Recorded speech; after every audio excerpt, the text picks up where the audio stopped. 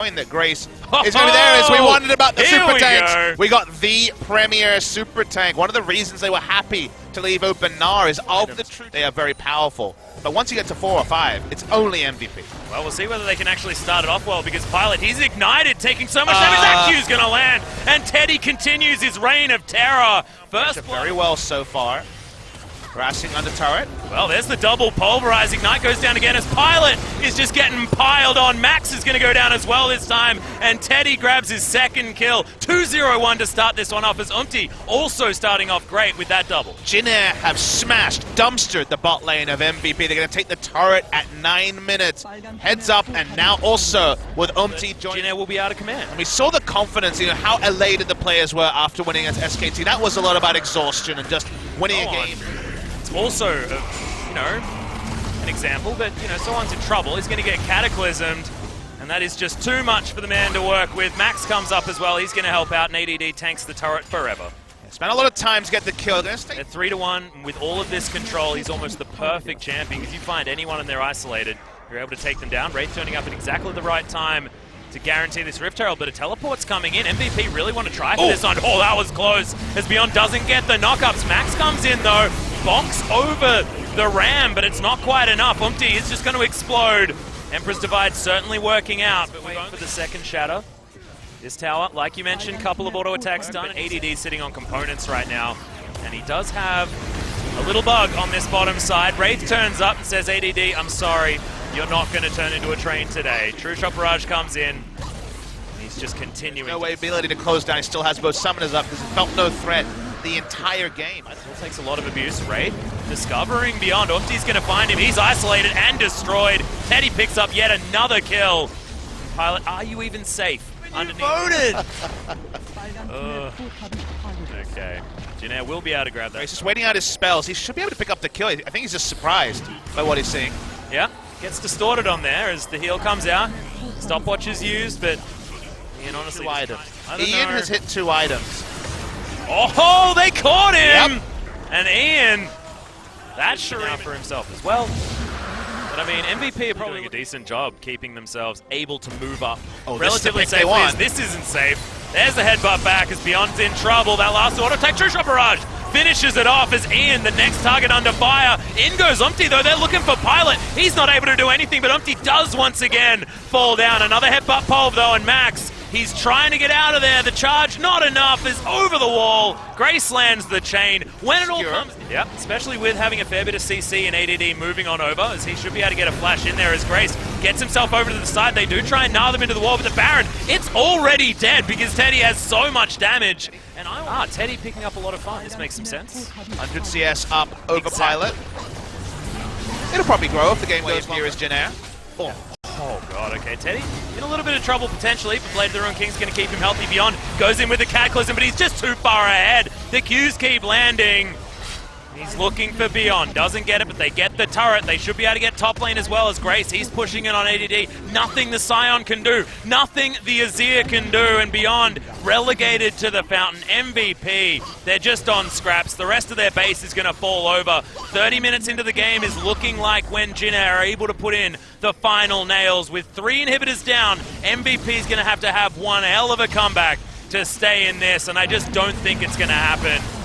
Grace looking for Pilot hitters. Pops. Okay. See you later, buddy. That's going to be the shatter. Good flash gets him over the train. To be the only safe place. There's now Jinair with super creeps everywhere are looking to finish this one off. The fight starts and Grace takes a lot of damage. Empress Divide just gets whipped.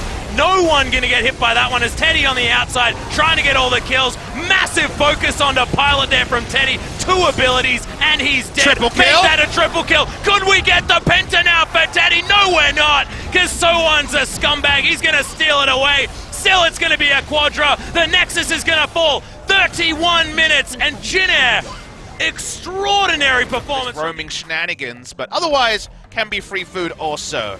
For the Vayne, as last pick comes through, it's going to be Orin. It's going to be a losing lane. Fate comes in. Teddy just showing you exactly what you want to be using. Will have to flash to get... No, he can't. It was on cooldown from earlier. 5 auto attack champions to some degree, although Talia doesn't end up actually using too many autos. It's the all-in attempt. In goes the Ram, gets the double bonk on that one as well, and just walks past. Bellows Breath comes in, and ADD, he's just getting 1v1. So1 flashes, there's a bonk, one more auto, that's gonna do it! And So1 grabs the solo. Talking about how Ornn gets better, doesn't even need an Iceborne Gauntlet. That's with a frozen heart and gets the 1v1.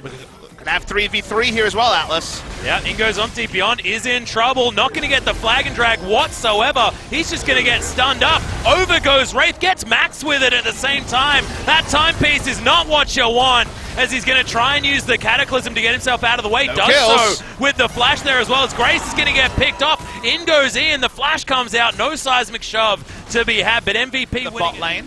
Oh, we'll just hold on, there's a bit of fight. Yeah, Rip Prison comes in. It's beyond the close to the distance first, as Grace does have the stop or its combo.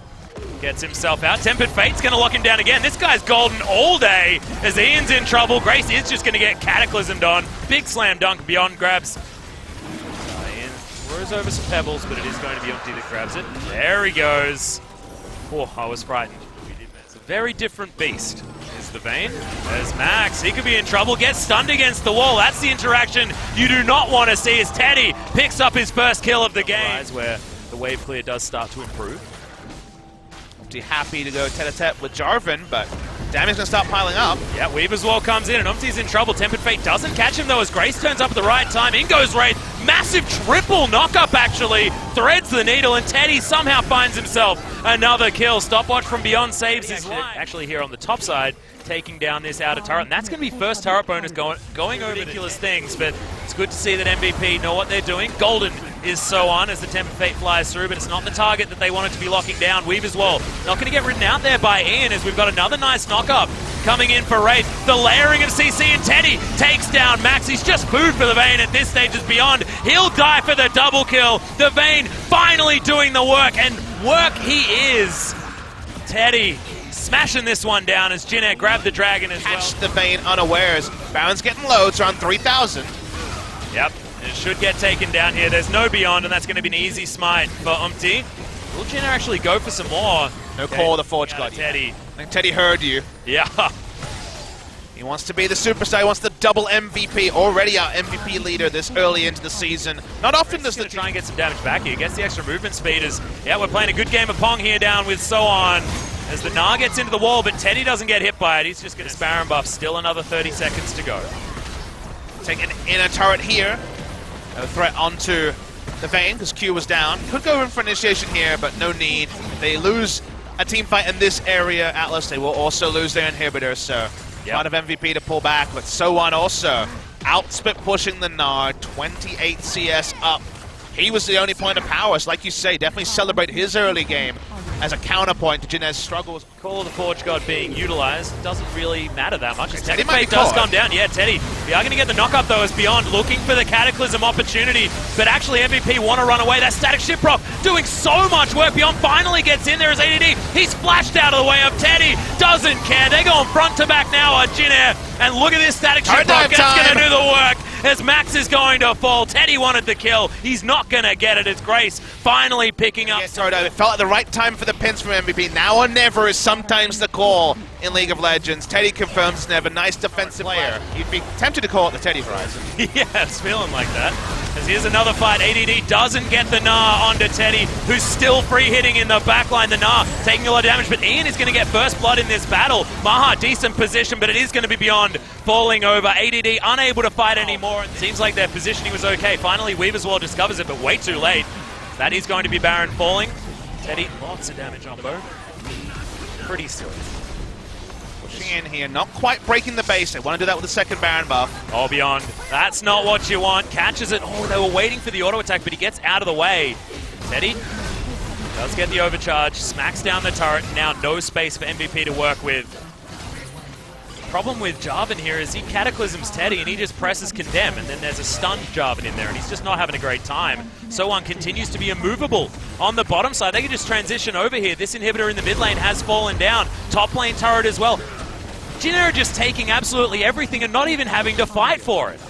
You're correct, Atlas. It's going to be 3 inhibitors. They're trying to throw out ultimates, but Jin Air just sidestep all of them. Still no flash blown by Free Teddy. Coco as well. Not even a Mikuro Scimitar has been forced. just outplay them is working a treat, and every time he turns around, you're definitely feeling the damage if you're MVP. Oh, yeah. And everyone, they stack up like this.